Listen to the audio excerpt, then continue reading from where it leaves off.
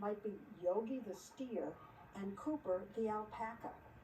Look, see how he's waiting? Look, where is he? There's your buddy. He's coming out too.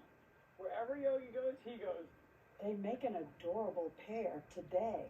But 2 years ago, Yogi's long horns ripped a hole in Cooper's side by accident. When I tried to take Cooper to the hospital, Yogi was definitely freaking out.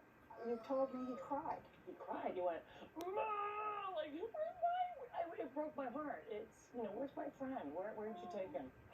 Are they really missing them? Are you attributing human emotions to your animals? You're making it up. I absolutely think that they miss each other. But was it grieving? I think he was grieving, sure. People say they don't have emotions. They do have emotions. But scientists complain. Scientist schmientist. What do they know? What do they know? What do they have in their backyard? Exactly. So what's your favorite coupling? Dogs and dolphins just And have. They play in the water? Yes. Jennifer Holland has collected dozens of stories of unexpected animal affection in Unlikely Friendships, one of a series of unlikely bestsellers. One of my favorites is an iguana with a cat. Oh. And the fact that the iguana not only would cuddle with the cat, but would let it play with his tail and lick him and share his food, those kinds of stories just really make me smile. In the course of writing her books, the former National Geographic staffer had some questions. I wanted to know, was there science behind this? Do we understand why this happens? And started looking into it and realized we don't really have one answer because there's so many different contexts, so many different animals. It would be very difficult to do a rigorous study and explain what's happening. But I wondered if in some of the cases it's less friendship and more pet owning. I'm thinking that gorillas are very close to us and that maybe our instinct for a little pet is instinct.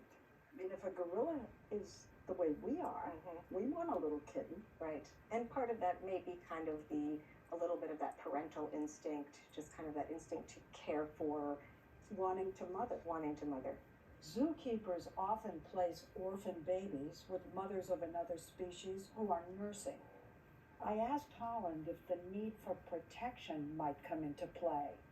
I told her about the goose and the emu, and as you saw them walk along, you thought, oh, she got herself a bodyguard. Yes, and also even with an animal that's blind, another animal may kind of turn into a seeing eye dog and protect that animal and show where the food is and just be the bodyguard, be the helper. Animal altruism. I love it. And when animals meet when they're young, anything is possible.